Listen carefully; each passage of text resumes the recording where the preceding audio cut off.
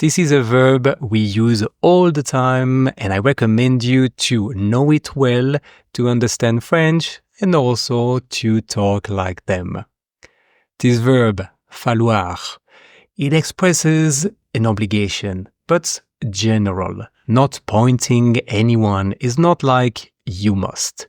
And we really use it at all tenses. Present, past, future, conditional tenses. We use it all the time. So in this video, we'll see the conjugation, how and when to use it, but especially the pronunciation, because there is a subtlety here that makes really hard to catch. My name is Sebastian, I'm a French teacher, and I like to teach this authentic way to speak the language. So watch the video till the end because you don't want to miss the pronunciation. And check out my classes in the description below. Present tense, falloir, il faut. And that's it. That's the only conjugation. The only pronoun, il, and not as he, personal masculine. No, it is il as impersonal it, the same way we use it for time and weather, for instance. Il est 20 heures. Il fait beau, il pleut. And we add either a verb or a noun.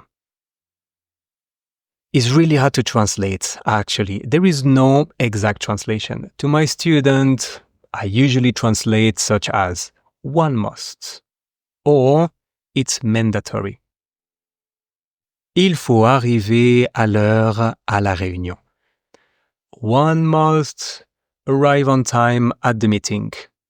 Again, I'm not pointing anyone. It is just a general instruction to be on time. Or I can use with a noun. Il faut de l'argent. Il faut du temps. Il faut de bonnes chaussures pour cette randonnée. So, money is required. Time is mandatory. Or it's mandatory good shoes for this hiking. So again, it is a general condition for this goal. Nonetheless, I can personalize it a bit by using an object pronoun. For instance, il me faut un café. I'm not saying here that, well, I want a coffee or I have to drink a coffee. It's more like a coffee is required to me. Well, in order to wake up or to function properly, maybe, but that's the thing, that a coffee is required, is mandatory to me. So we use it really all tenses. So you can see here the conjugation.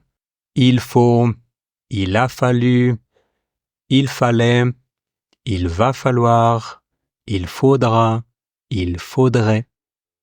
But now the important part, the pronunciation. You see, French people or French speakers, we tend to drop unnecessary words.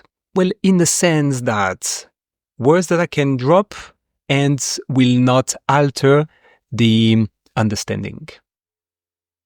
So, as this verb, the only possible conjugation is il, then I drop it.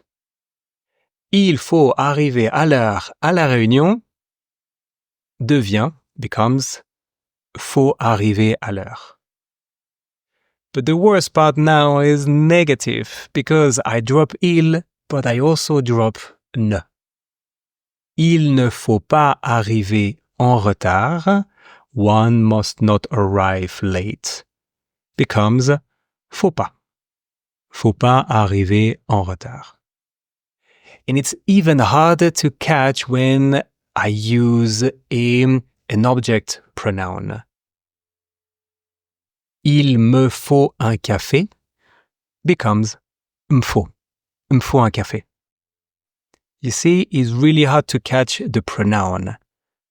Me faut, te faut, il lui faut, il nous faut, il vous faut, il leur faut.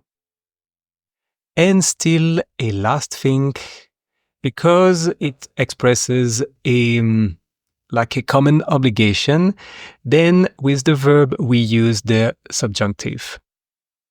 For instance, il faut que je boive un café. Il faut que tu fasses tes devoirs.